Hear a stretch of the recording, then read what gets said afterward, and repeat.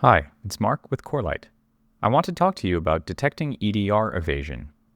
Did you know that Corelight's Open NDR can help security teams get complete coverage of the assets on their network, covering gaps that EDRs can miss?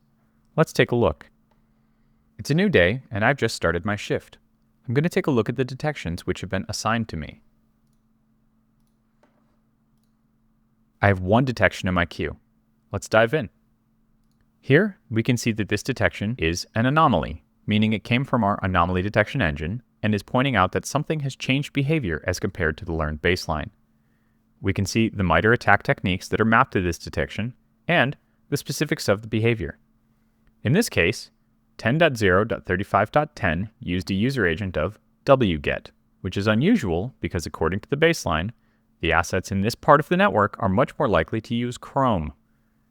To get a little more information, we can peek into the details of the source and destination IPs.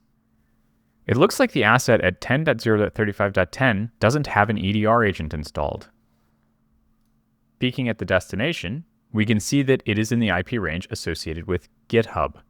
To get the details of what happened in the traffic, we can scroll down to the list of alerts that have been grouped to this detection and click on one. In the panel to the right, we can see details about the traffic and about the transaction contained in the traffic. Here, we can see that the URI requested looks like a download link for a file named linpeas.sh, which I know from experience is a Linux privilege escalation toolkit. That definitely looks suspicious. Let's see if we can figure out how this asset became compromised by looking at the detections where this asset is the destination.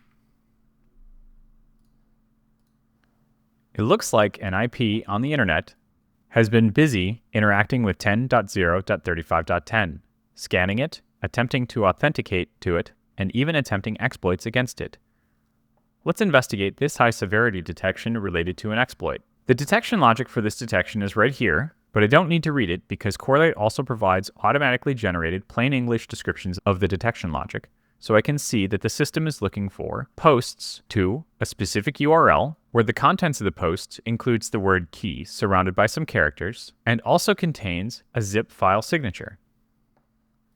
Scrolling down to inspect one of the transactions, we can see that the post body does indeed contain evidence of the PK zip file prefix, as well as something that looks like a cron tab entry or some shell script. We know that the destination system, 10.0.35.10, doesn't have an EDR agent installed, and the reason is now clear. That IP address belongs to a network access control appliance. Like most appliances, the manufacturer doesn't provide the level of access or permissions required to install an EDR agent, and this is precisely why attackers are intentionally breaking into and hiding in network appliances in order to evade EDR.